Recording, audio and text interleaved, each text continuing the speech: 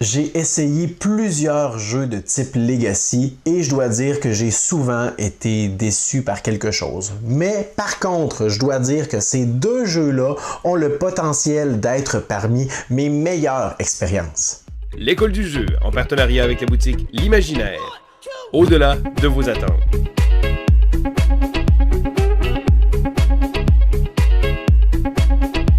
Hey, salut la gang, c'est JP pour l'école du jeu et bienvenue dans ce Quoi de neuf JP, segment vidéo qui vise le mois de janvier 2020. Et oui, dans cette vidéo, je vous proposerai donc de vous parler de mes différentes expériences du mois, mais également je vous ferai très certainement encore une fois, comme toutes les autres fois auparavant, la vaine promesse de faire plus court que le mois précédent. Mais bon, que voulez-vous? J'aime ça parler de jeux de société. Alors dans ce segment, je vous propose tout d'abord de jeter un coup d'œil à quelques statistiques en lien avec notre chaîne. Par la suite, je vais enchaîner avec ma découverte du mois. Je vous partagerai mes expériences du mois de janvier, tous les jeux auxquels j'ai eu l'occasion de jouer. Et on terminera avec quelques projets que j'aurai à vous proposer pour le mois de février. Je ne vous apprends rien en vous disant que le mois de janvier, c'est le début de l'année. Et comme tout YouTuber qui se mérite en début d'année, eh bien, on fait toujours une petite rétrospective de l'année qui vient de se terminer. On essaie de planifier ou de remettre en question notre direction pour l'année à venir. On en profite également pour faire une panoplie de contenus récapitulatifs, des tops au sujet des jeux qui nous ont étonnés pendant l'année, des jeux auxquels on n'a pas joué mais qu'on aurait aimé, qu'on a raté pour différentes raisons. Et on essaie également d'avoir un regard vers le futur, les jeux qui s'en viennent, les annonces, les jeux attendus et tout ça. Et au mois de janvier, je suis très content de vous dire que nous vous avons proposé 21 vidéos différentes. C'est l'après-Noël pour nous aussi. Alors, on était tous dans l'équipe, dans l'achalandage du temps des fêtes, les différentes occasions de se réunir avec la famille et tout ça. On en a profité également, c'est certain, pour vous parler de nos acquisitions du mois de décembre, des jeux que nous avons décidé de vous présenter, des tops également que nous avons décidé de vous proposer qui ont été pour la plupart bien appréciés pour vous. Et si on prend donc tous les vidéos qui ont été visionnées dans le mois de janvier, ça totalise 77 000 visionnements. Tout moment confondu, donc peu importe quand la vidéo a été déposée sur la chaîne, c'est immense. Mais on constate toujours cette constante sur la chaîne avec le mois de décembre, le mois de janvier. Les gens sont toujours très curieux au sujet des jeux qu'ils ont souvent reçus à l'occasion de Noël. Alors c'est toujours une grande période très achalandée pour la chaîne. Plein de gens qui tombent sur nos vidéos pour la première fois parce qu'ils écrivent sur YouTube Seven Wonders et par exemple, ils voient notre vidéo apparaître, l'écoute, découvre notre chaîne de cette façon. Et c'est entre autres également ce qui explique pourquoi au mois de janvier, on accueille plus de 370 même nouveaux abonnés sur notre chaîne. Alors on est très content d'accueillir encore une fois des personnes qui font le choix de nous suivre quotidiennement parce qu'en s'abonnant à une chaîne, c'est un peu ce qu'on désire. On veut être notifié, on veut être averti lorsqu'une nouvelle vidéo apparaît en ligne. On va avoir l'occasion de voir le contenu qui est déposé et avoir la possibilité de choisir de l'écouter si ça nous intéresse. Alors on vous remercie pour ce gage de confiance que vous nous offrez, que vous nous démontrez plutôt. Et on vous invite comme toujours à nous laisser un commentaire sous la vidéo si vous êtes l'un de nos nouveaux abonnés du mois de janvier. Indiquez-nous rapidement sur quelle vidéo vous êtes tombé ou quelle est celle qui vous a permis ou qui a fait pencher la balance, qui a déterminé que vous vouliez vous abonner à notre chaîne. Alors écrivez-nous ça dans les commentaires sous la vidéo. Je vous parle maintenant de la vidéo qui a été déposée au mois de janvier qui a été le plus visionné. Il s'agit de mon top 10 des jeux que j'attends le plus pour 2020. Alors vidéo où je vous ai présenté, si ma mémoire est bonne, 3 mentions spéciales des jeux que j'attends beaucoup mais qui n'ont pas fait mon top 10 pour différentes raisons. Et finalement les 10 jeux que j'attends le plus pour l'année à venir et je suis très heureux d'avoir déjà eu l'occasion d'en tester un qui était, je crois, en 7e place dans mon palmarès. C'était Rocketman. Je vous en reparlerai un peu plus tard dans cette vidéo. Un jeu qui sera sur, en fait, qui est au moment de filmer cette vidéo présentement sur Kickstarter. Mais donc, la vidéo top 10 de mes jeux les plus attendus a totalisé plus de 10 000 visionnements au moment de filmer cette vidéo. Alors, c'est énorme et bien évidemment, ben, c'est un sujet qui nous intéresse d'être au courant des jeux qui sont annoncés. On n'a pas toujours le temps de s'informer sur les jeux qui ne sont pas encore disponibles, qui ne sont pas encore sortis.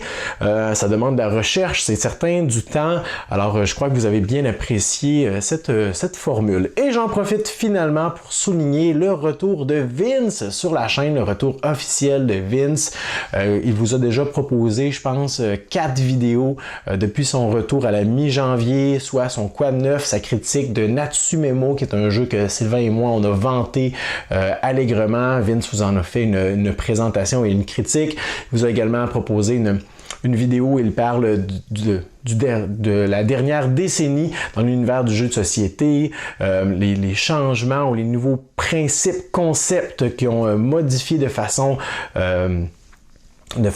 permanente la vision qu'on a du jeu de société aujourd'hui.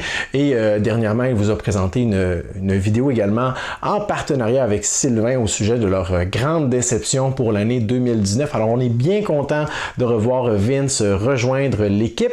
Alors voilà pour le petit récapitulatif au niveau de la chaîne concernant le mois de janvier. Je vous parle maintenant de ma découverte du mois. Donc, à chaque Quad 9, je m'amuse à découvrir ou à explorer différents confins de l'Internet ou de l'univers ludique et à chaque mois, j'essaie de cibler une nouvelle, une sortie, une vidéo, un projet ou quoi que ce soit, quelque chose qui m'interpelle d'une façon ou d'une autre ou qui est pour moi une découverte. Et ce mois-ci, ma découverte n'est nulle autre que la vidéo de Martin Lafrenière dans son info de la zone du 26 janvier 2020, donc qui a été déposé il y a quelques jours, où Martin dénonce en fait, une situation bien précise qui a des répercussions malheureuse, frustrante, décevante surtout, je crois, qu'il a vécu donc sur Kickstarter, principalement là, dans cette situation-là avec la compagnie Holy Grail Games, avec le suivi des jeux de Rallyman, je crois, et Dominations. Donc, si je vous fais une histoire courte, c'est que le jeu est disponible depuis maintenant plus d'un mois en magasin et la compagnie avait assuré qu'aucun jeu ne serait shippé, envoyé aux backers après le temps des fêtes. Et là, le jeu est arrivé disponible en magasin en même temps que Martin recevait cet avis-là. Et vous irez voir sa vidéo. Je vais mettre le lien dans la description sous celle-ci.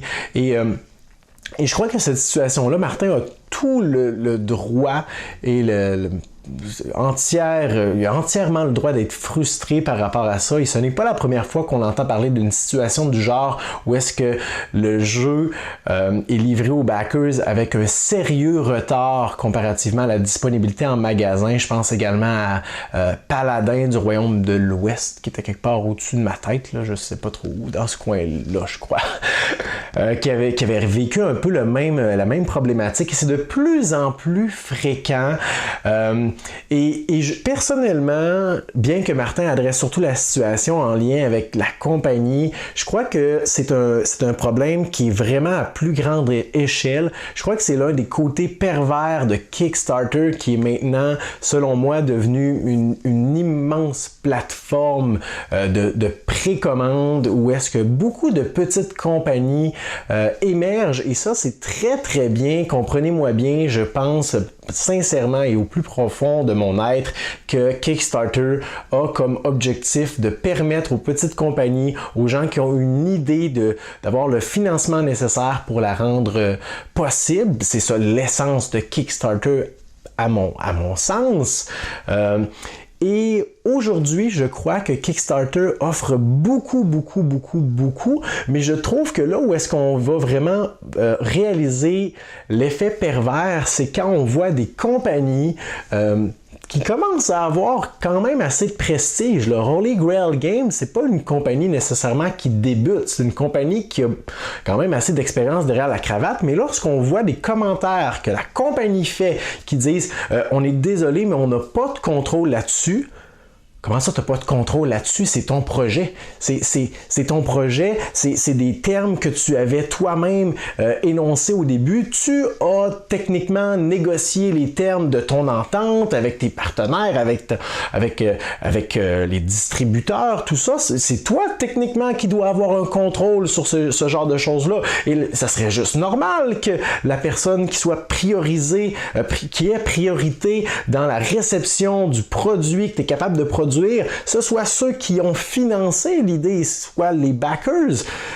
Et là, je sais, il y a une tonne de variables qui doivent entrer dans l'équation, dont je ne suis peut-être même pas au courant ou dont je ne parle pas en ce moment, mais ça va créer donc une frustration pour les backers qui, selon moi, est légitime, premièrement, et deuxièmement, ça témoigne de l'effet pervers que peut avoir Kickstarter à grande échelle. Selon moi, Kickstarter est rendu une espèce de grosse machine qui est aujourd'hui difficile à contrôler, à garder le contrôle sur ce qu'on est en train de faire. Personnellement, Kickstarter, j'ai beaucoup de difficultés avec cette plateforme-là depuis toujours. Je crois qu'en 5 ans, je n'ai même pas backé 10 projets sur Kickstarter et la raison est très simple, c'est parce que je trouve que de plus en plus, avec le temps qui passe, Kickstarter est en train de perdre sa légitimité, si on veut, sa crédibilité plutôt. Alors oui, je vais regarder tout ce qui passe sur Kickstarter et tout ça, mais je vais bien souvent attendre que le jeu soit disponible en magasin, pas parce que je ne veux pas encourager un créateur. Les 10, là, j'ai dit 10, là, c'est peut-être 12, je sais pas, mais les projets que j'ai backés, je me suis moi-même, en fait, c'est ma décision parce que je voulais encourager le créateur, l'idée ou quoi que ce soit, mais sinon, je ne veux pas encourager cette espèce de machine-là à prendre encore plus d'ampleur si c'est pour aller dans une direction qui, selon moi, va complètement à l'opposé de ce que, à mon sens, est la mentalité du jeu de société. Alors voilà ma petite tape dans le dos pour Martin Lafrenière, parce que oui, sa vidéo est venue vraiment m'interpeller. Il a un peu, je crois, là, il est allé dans le même sens que moi en lien avec la réflexion de l'esprit de Kickstarter. Lui-même, il va lancer un peu une perche pour savoir est-ce que Kickstarter aujourd'hui est rendu trop grand, trop gros, trop big, sans aucun contrôle, une espèce de chien fou. À mon sens, je crois que oui. Je crois que ce n'est pas nouveau de 2020. Je crois qu'on a déjà pris cette direction-là il y a déjà plusieurs années. Mais bref, alors si ce n'est pas déjà fait, allez voir un œil à la vidéo de Martin. Le lien est dans la description sous celle-ci. Réflexion très très très intéressante, pertinente également à avoir sur l'impact que peut avoir Kickstarter dans ses bons coups comme dans ses mauvais. Je vous parle maintenant de mes expériences de jeu du mois de janvier. Alors, je vais commencer en vous disant un petit secret. C'est que dans la vidéo Quoi de neuf de Sylvain, qui va être rendue disponible d'ici quelques jours, il va avoir une brochette incroyable de titres à vous parler, une quantité phénoménale de jeux, à n'en plus finir, ce sera vraiment à visionner. Dans mon cas, j'en ai pas autant que lui, je vais commencer en disant ça. Par contre, je suis très content des expériences de jeux que j'ai eues. Alors, j'ai eu la chance au début du mois, on a même terminé l'année 2000. Je me souviens plus si j'y ai joué à la fin 2019 ou début 2020. C'est confus dans ma tête. Bref, début janvier, fin décembre, vraiment, j'ai eu l'occasion de jouer à Chronicles of Crime. Welcome to Redview. Chronicles of Crime occupe une place bien spéciale dans mon cœur. J'aime énormément le concept, les idées, le principe de ce jeu. C'est phénoménal. Et j'ai terminé scénarios du jeu de base, tous les scénarios de l'extension noire. Je n'avais pas eu la chance encore d'explorer l'extension Welcome to Redview et bien maintenant c'est chose faite. Et j'aime beaucoup, on a eu l'occasion pour l'instant de jouer seulement le premier scénario de cette extension et c'est génial. On est plongé dans une ambiance tout aussi différente que les deux univers précédents. Dans les débuts des années 80, je crois, dans un lycée, on incarne des adolescents, une espèce de clique qui veut essayer de résoudre des mystères, des enquêtes, des énigmes élucidées qui se trament autour de notre école secondaire. Vraiment, vraiment thématique. J'aime aussi les différences de mécanismes qu'on a là-dedans parce qu'à chaque fois qu'on a une nouvelle extension de Chronicles of Crime, on va introduire un nouvel aspect. Dans Welcome to Redview, on va incarner des personnages. Chaque joueur va être un personnage alors qu'habituellement on fait des décisions de groupe. C'est encore le cas ici, mais on aura des tests à passer. Parfois, si je me souviens bien, des tests de force, de dextérité et des tests de connaissance, je crois. Et lorsqu'on devra le faire, on aura un nombre de réussites qui sera nécessaire à obtenir pour réussir le test. Et c'est à ce moment-là que tous les joueurs vont utiliser les caractéristiques de leur personnage. Alors, on va jouer chacun notre tour, si on veut, comme avec l'optique de Chronicles of Crime, où est-ce que, bon, on fait des actions en discutant jusqu'à temps que l'enquête termine, mais ce que je veux dire, c'est que nous allons avoir ici l'opportunité, lorsqu'on fait un test, parce que le jeu se joue de façon commune, il n'y a pas de tour de jeu en soi, mais ici, lorsqu'on fait un test de l'une de ces aptitudes-là, on va parfois avoir le choix. Par exemple, on arrive devant une maison, il y a quelqu'un à l'intérieur, on voudrait attirer l'attention de cette personne-là. Est-ce que je lance une roche dans la vitrine? Est-ce que je me mets à crier le nom de la personne? Ou je fais tout simplement défoncer la porte et je décide de rentrer. On aura donc des choix à faire selon le choix qu'on fait. Ça va nous donner un test d'aptitude à passer et une valeur également à obtenir pour réussir ce test. Et on a même parfois des difficultés supplémentaires, ce qui rend les tests qu'on a choisis plus difficiles, plus ardus, ou parfois des situations où est-ce que le test peut être plus facile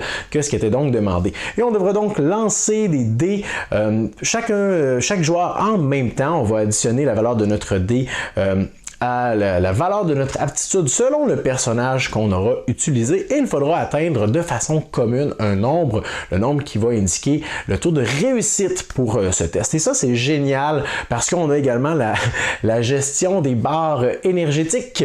Alors, ces barres d'énergie vont nous donner la possibilité de relancer nos dés. Vraiment, vraiment génial. Un petit mécanisme de pousser sa chance, de push your luck, qui peut parfois être frustrant si on n'a pas exactement le résultat qu'on veut, mais c'est vraiment, vraiment génial. Pour l'instant, on a beaucoup apprécié le premier scénario de Welcome to Redview. J'ai eu également la chance de tester, ou plutôt de jouer, de vivre l'expérience de Private Detective. Ce jeu d'évasion, de escape game avec une réalité virtuelle augmentée, vraiment, vraiment génial. Je vous ai fait la critique du jeu sur la chaîne. J'ai beaucoup aimé l'immersion, si on veut, dans le thème, dans l'univers avec l'aspect de réalité augmentée, où est-ce qu'on va venir scanner avec notre appareil électronique, notre téléphone, des éléments de jeu et où est-ce que de façon tridimensionnelle, physiquement devant nous, ben pas devant nous, mais sur notre appareil, on va voir apparaître sur la table un nouvel élément de jeu, une boîte par exemple qui apparaît, qui contient une bombe on va devoir porter attention aux détails qui sont sur cette bombe-là. Vraiment, vraiment génial l'immersion qu'il y a. Mais si vous voulez avoir plus de détails sur mon appréciation du jeu, vous irez voir ma critique, je vais mettre le lien sous la vidéo. J'ai eu également l'occasion de ressortir l'île au trésor. L'île au trésor qui est un jeu que j'apprécie beaucoup. Et on a eu l'opportunité d'y jouer, si je me souviens bien, à 3 joueurs ou on était 4, je crois. Oui, on était 4 joueurs. 4 joueurs, alors j'incarnais Long John Silver, le pirate qui cache un trésor à quelque part sur l'île. Et la mission des autres joueurs est bien entendu de retrouver ce trésor avant que je sorte de prison après le 19e tour et que je me dirige à pleine vitesse vers le trésor pour remporter la partie. Et c'est vraiment agréable comme jeu. Je ne m'en tanne, je ne m'en lasserai probablement jamais. Je suis très excité d'apprendre, d'avoir appris dernièrement qu'il y aura une extension pour ce jeu qui a déjà été annoncé. Le titre m'échappe, Capitaine quelque chose, qui sera probablement disponible en 2020. Alors ça, c'est à surveiller. Pour moi, l'île au trésor est vraiment un must en termes d'expérience de jeu. Vraiment très génial. J'ai aussi eu l'occasion de me replonger dans Tapestry qui, honnêtement, je ne passerai pas 10 minutes à vous parler de Tapestry. Je crois que je l'ai fait amplement sur la chaîne, mais je tenais simplement à préciser que même après près d'une quinzaine, je crois, de parties, le jeu reste toujours pour moi agréable. J'ai du plaisir à découvrir certaines avenues que je n'avais pas explorées auparavant. C'était une de mes craintes avec ce jeu, de la rejouabilité, du sentiment de toujours faire la même chose d'une partie à l'autre et pas du tout finalement, selon mon appréciation du moins. Je crois que ça vient grandement du fait que les civilisations qu'on pioche en début de partie sont radicalement différentes et donc ces civilisations-là, en combo avec les pistes qu'on décide d'utiliser en cours de partie, les directions également que les autres joueurs vont emprunter rendent l'expérience différente à chaque fois et j'ai bien apprécié. On y a joué cette fois-ci à 4 joueurs, vraiment agréable, plus long comme partie, mais très bien. Et je dois dire aussi que je n'ai jamais eu l'intention, je n'ai jamais eu le besoin, je n'ai jamais ressenti plutôt le besoin d'inclure les variations, ou plutôt les modifications qui ont été apportées par Jamey Stegmaier, l'auteur du jeu lui-même, concernant la balance, si on veut, ou l'ajustement en lien avec les civilisations. Je n'ai jamais rencontré vraiment de situation où est-ce que une des civilisations a démoli une autre avec une avance de 100 points ou quelque chose de monstrueux comme ça. Je n'ai pas donc ressenti, bien que statistiquement, apparemment, qu'il y ait beaucoup de débalancement entre certaines civilisations, je ne l'ai pas vraiment vu de mes propres yeux. Mais par contre, si vous avez, testé le jeu, essayé Tapestry avec les modifications aux civilisations qui ont été proposées sur le site de Stonemaier Games, laissez-moi vos commentaires sur ces ajustements dans la description sous la vidéo. On enchaîne avec Rocketman. Rocketman qui est présentement, je crois, encore sur Kickstarter pour peut-être quelques jours ou quelques heures, je ne me souviens pas du tout de la date de fin du projet, mais donc j'ai eu l'occasion de le présenter sur la chaîne, du moins pour ce qui est des règles. Pour ce qui est de ma critique, je voulais attendre d'avoir fait plus de parties pour partager mon ressenti, mon appréciation ou non du jeu. Et ce que je peux vous dire à ce moment-ci, parce que je n'ai pas encore assez joué vraiment pour pouvoir faire une vraie critique appuyée de faits et d'expériences, de choses que j'ai observées d'une partie à l'autre, mais à ce moment-ci, ce que j'aime beaucoup du jeu, c'est son rythme qui est assez rapide. On parle vraiment là, dans une configuration à 2 joueurs d'un jeu qui a le potentiel de durer 30 à 40 minutes. Donc c'est très rapide.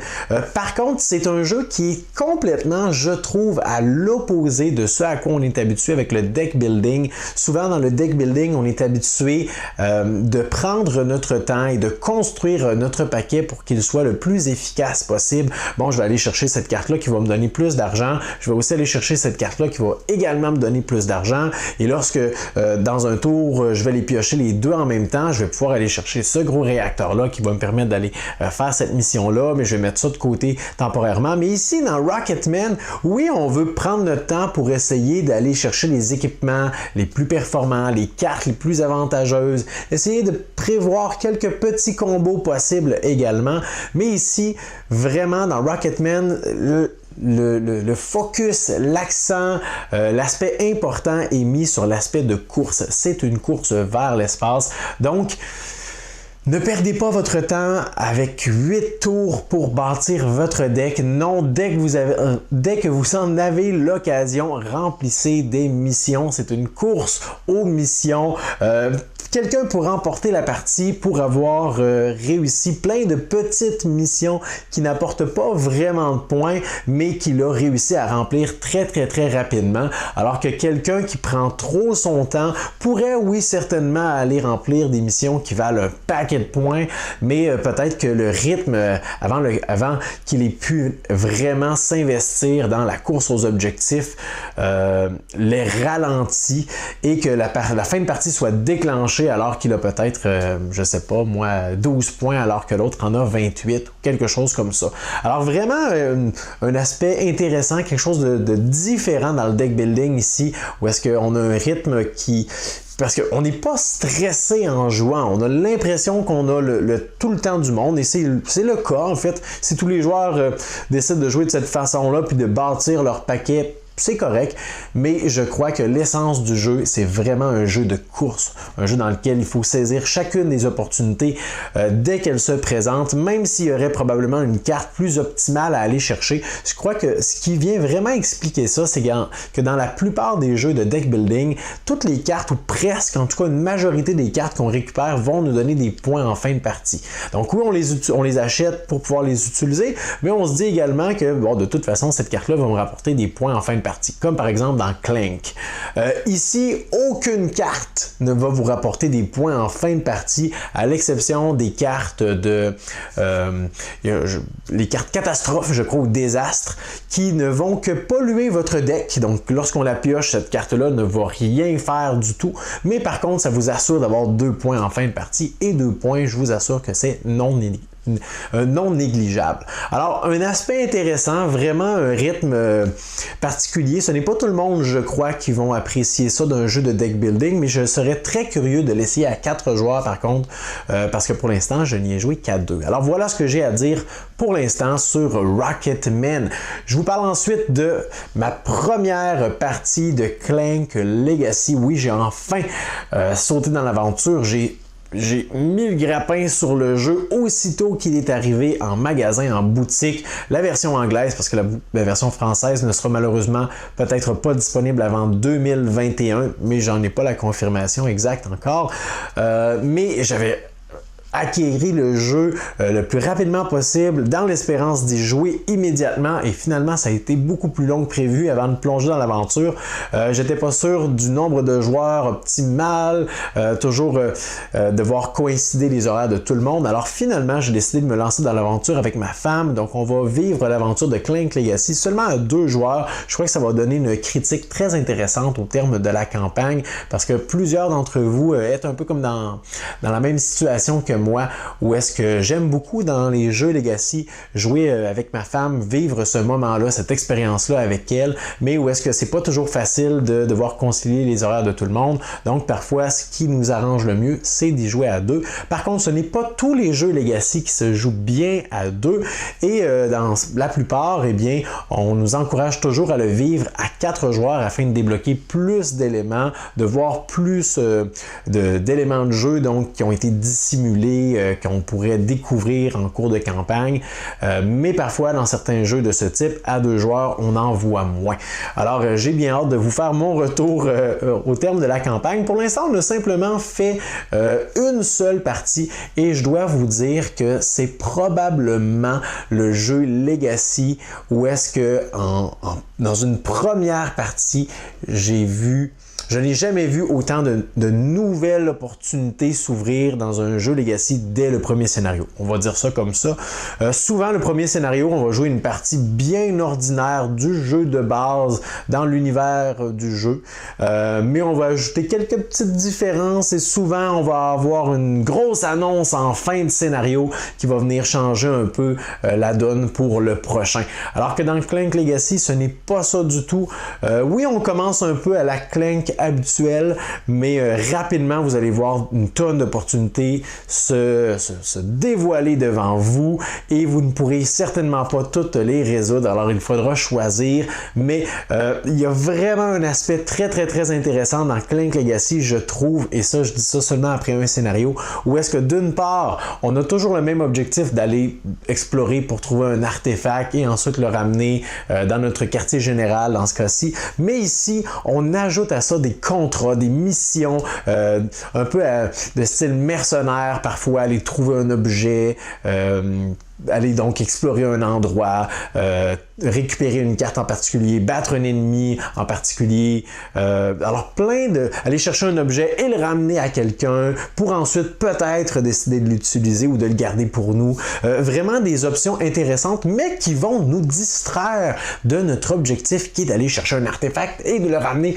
au quartier général. Ce qui fait en sorte que si parfois on est trop subjugué par la mission ou le contrat qu'on est en train d'essayer de remplir, on oublie qu'on a des points de vie et que c'est possible qu'on meure tout simplement dans le scénario et donc de perdre l'opportunité de faire plus de points si on revient au quartier général. Mais vraiment, ça s'annonce très brillant et très agréable comme campagne. Je sais que peut-être plusieurs d'entre vous l'ont déjà initié ou l'ont terminé. Sans gâcher quoi que ce soit, vous pourrez nous laisser des commentaires sous la vidéo pour nous indiquer tout simplement quel est votre niveau d'appréciation de la campagne de Clank Legacy. Une note sur 10 devrait nous suffire. Et finalement, je termine avec une autre expérience Legacy. Je vous parle de Rise of Queensdale, qui est un... Comment je vous décrirais? J'avais beaucoup d'attentes pour Charterstone, qui est un jeu que j'ai bien apprécié. Pas autant que j'aurais voulu. Il y a certainement beaucoup de choses qui m'ont déçu dans le jeu en termes des attentes que j'avais pour celui-ci. Je ne peux pas dire que c'est un mauvais jeu parce que j'ai bien apprécié l'expérience et tout ça. Mais Rise of Queensdale va reprendre cette idée générale où est-ce qu'on va devoir bâtir notre petit royaume dans un territoire qui est composé d'hexagones où on va apposer des autocollants et qu'on va pas nécessairement des autocollants toujours, mais bref, où est-ce qu'on va, dans ce cas-ci, mettre des tuiles ou des autocollants pour bâtir notre petit quartier, notre royaume, un peu à la Charterstone. Donc, une présentation sommaire semblable, et je me disais, bon, on va lui donner sa chance, parce que c'est un jeu... qui n'a pas beaucoup fait parler de lui-même, mais les critiques sur celui-ci, par contre, sont vraiment positives de façon générale. Alors, j'étais curieux, ça fait longtemps que je l'ai, Rise of Queensdale, et finalement, je n'arrivais jamais, encore une fois, un peu dans le même problème que Clank Legacy, à trouver le groupe idéal pour y jouer. Je crois que c'est concernant Rise of Queensdale, je crois que c'est près de 12 à 16 parties, c'est quand même beaucoup, un bon investissement. Il y a beaucoup de textes également, c'est un jeu qui est seulement disponible en anglais. Et donc, j'ai demandé à un de mes bons amis, Richard, qui est parfaitement bilingue. Ce n'est pas mon cas, mais je me débrouille quand même bien en anglais, surtout côté compréhension, plus que le parler. Et donc, on s'est lancé dans l'aventure sans trop savoir à quoi s'attendre. Et on a fait 2 parties, l'une en arrière de l'autre. La première nous permet d'assimiler les règles. Alors, c'est un jeu de sélection de dés, placement de dés également. On va incarner des grands magistrats de royaume quelconque et on va lancer les dés Et après ça, on va, avec les faces qu'on a obtenues, soit générer des ressources ou effectuer des actions comme se déplacer sur la carte, aller chercher, utiliser notre argent pour aller acheter des ressources, utiliser notre influence pour aller récupérer des personnages qui peuvent donner des avantages et tout ça. Et donc, en début de partie, nos actions sont assez limitées. C'est très de base comme jeu de placement de dés. Mais rapidement, on va personnaliser un peu notre royaume et je crois que le jeu commence à nous montrer ce qu'il nous réserve à la fin du premier scénario, lorsqu'on voit des opportunités nouvelles apparaître, lorsqu'on va lire certaines cartes également qui vont donner des informations, lorsqu'on va aller fouiller dans les près d'une vingtaine de feuilles d'autocollants où est-ce qu'on va découvrir des choses qu'on peut modifier de façon permanente, des nouvelles options qui vont s'ouvrir à nous sur le plateau, mais également le plateau où est-ce qu'on va construire notre ville, mais également sur le plateau où est-ce qu'on va réaliser nos actions, mais aussi sur notre plateau personnel, mais aussi sur le plateau qui représente les pistes d'influence, de points et tout ça. Donc, il y a la modification de matériel en quantité inconsidérable, inimaginable, vraiment, c'est ce qui m'étonne le plus, ce qui me surprend le plus pour l'instant, de voir à quel point il y a des autocollants, des tuiles, plein de choses qui sont cachées encore. On en est seulement à notre deuxième partie qu'on a terminée tout de même et on a déjà vu plein de nouvelles options. Et là, je veux pas crancher quoi que ce soit, j'ai failli dire quelque chose, mais je peux vous dire que parfois, vous allez avoir la possibilité de modifier vos dés, les faces de dés en y apposant de nouveaux autocollants. Et certaines de ces faces peuvent vous donner un avantage que vous ne connaissez pas encore, que vous ne connaîtrez pas avant de l'avoir activé. Donc, premièrement, il faut réussir à obtenir la bonne face et après ça, il faut décider volontairement d'aller l'activer pour ensuite découvrir son utilité et il y a toutes sortes de possibilités, c'est vraiment très intriguant. Évidemment, dans ce jeu-là, lorsqu'on a la possibilité de découvrir quelque chose de secret, on veut être celui qui le découvre, qui l'utilise, qui va voir qu'est-ce que c'est et qui en bénéficie. Alors vraiment, mes attentes sont assez élevées pour Rise of Queensdale. Après 2 parties, j'aime beaucoup. Et ce que j'aime le plus, c'est qu'à 2 joueurs, les parties sont très rapide. Pour ce qui est des premières parties, la première et la deuxième, je dirais, on s'est familiarisé avec les règles qui ne sont pas si complexes que ça, somme toute, mais il y a des étapes un peu particulières, spéciales, bizarroïdes. Mais après 2 parties, on est complètement à l'aise et je suis convaincu que nos prochaines parties ne seront pas nécessairement allongées à cause du nouveau matériel qu'on installe parce qu'on est vraiment habitué maintenant au rythme du jeu et les tours sont rapides. Je mets mon dé là, je récupère une brique. Je mets mon dé là, je fais mon action, j'avance de 3, je récupère ça.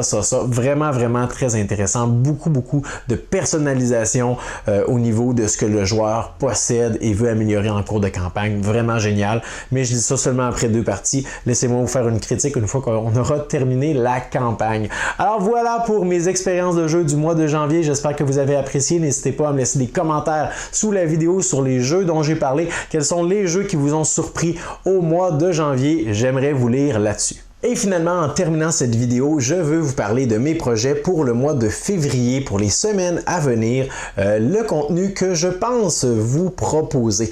Alors, premièrement, j'aimerais vous dire que dans les prochains jours ou les prochaines semaines, je vais recevoir une copie prototype du jeu Chronicles of Crime 1400. Donc, il s'agira d'une nouvelle campagne sur Kickstarter pour l'univers de Chronicles of Crime. Non, il ne s'agit pas d'une extension, il s'agira de nouveaux jeux de base dans un nouvel univers, mais incluant certains nouveaux mécanismes, façons de jouer, bien que le cœur du jeu restera le même. On sera plongé dans un univers, comme le titre l'indique, dans les années 1400.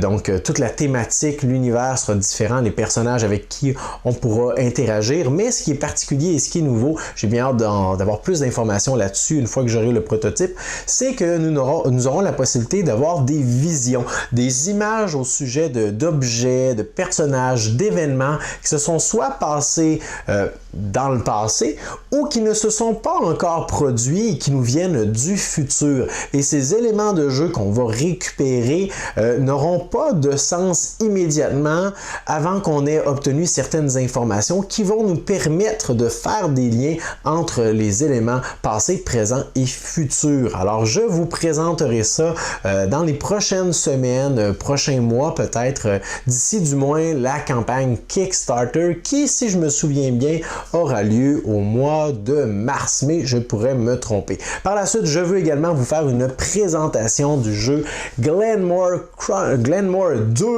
Chronicles qui est génial, du moins le jeu de base Glenmore qui est sorti je crois en 2010 si je ne me trompe pas, était délicieux et Glenmore 2 selon moi ne fait que bonifier cette recette déjà gagnante. Alors je veux vous faire soit une présentation ou peut-être une session de jeu à 2 joueurs, peut-être même un rendez-vous ludique avec ma femme, qui sait? Alors laissez-moi dans les commentaires la formule qui vous intéresse le plus. Est-ce que vous voudriez une présentation rapide et sommaire du jeu, une session de jeu simulée à 2 joueurs ou un simple survol dans un contexte de rendez-vous ludique avec ma femme, un survol des règles vraiment et une petite critique à chaud immédiatement après avoir fait notre partie? Laissez-moi votre commentaire sur Glenmore 2 Chronicles. Je prévois également vous faire la critique de Taverns of Tiefenthal, les tavernes de la vallée profonde. Alors peut-être une critique, je veux y rejouer au moins une autre fois avant cela, parce que honnêtement, pour l'instant, je ne peux pas dire que j'apprécie beaucoup le jeu. Alors, si la tendance se maintient, peut-être qu'au lieu d'être une simple critique, on ira peut-être davantage dans le pourquoi je n'aime pas les tavernes de la vallée profonde, où est-ce que je vous expliquerai peut-être un peu plus davantage mon opinion sur le jeu, pourquoi je ne l'ai pas apprécié plus que ça, mais mon avis peut encore changer. N'ayez crainte, je vais m'assurer d'avoir joué avec tous les modules avant de rendre mon verdict. Pour l'instant, j'ai joué avec 4 des 5 modules. Alors ma prochaine partie, je vais tout inclure, je vais me mettre dans une belle attitude positive, prêt à redonner une chance au jeu. Et de voir qu'est-ce que j'ai manqué. Alors ça, c'est également dans nos projets. D'ailleurs, est-ce que ça vous intéresse, les pourquoi je n'aime pas? On vous avait présenté pourquoi je n'aime pas Gloomhaven, pourquoi je n'aime pas Sight, pourquoi je n'aime pas Seven Continent, le 7e continent, oui. Et est-ce que c'est une formule qui vous intéresse de savoir pourquoi on n'apprécie pas un jeu? Est-ce qu'on a le droit, nous, youtubeurs, critiques ludiques, de ne pas aimer un jeu et d'exprimer notre avis là-dessus? On se le fait parfois reprocher de dire des choses négatives sur un jeu. Quel est votre avis là-dessus? Laissez-nous des commentaires sous la vidéo. Et finalement, un autre projet que j'ai, c'est de vous présenter l'As d'or 2020 dans la catégorie expert, le jeu qui a remporté cette place. Il s'agit de Crystal Palace, un jeu que j'ai en ma possession depuis peut-être 2 mois, je dirais, un peu avant Noël. Je n'ai pas eu encore la chance d'y jouer. Le jeu n'est même pas encore complètement déballé à l'intérieur, les composantes et tout ça. Mais j'ai bien hâte, depuis que le jeu a remporté le prix de l'As d'or, de le découvrir. Alors, n'hésitez pas à me dire dans les commentaires, est-ce que ça vous intéresse une présentation de l'As d'or 2020?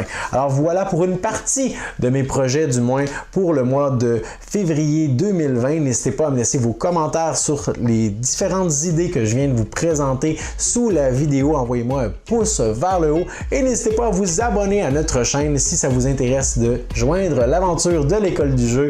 Moi, je vous dis merci pour votre écoute et à la prochaine.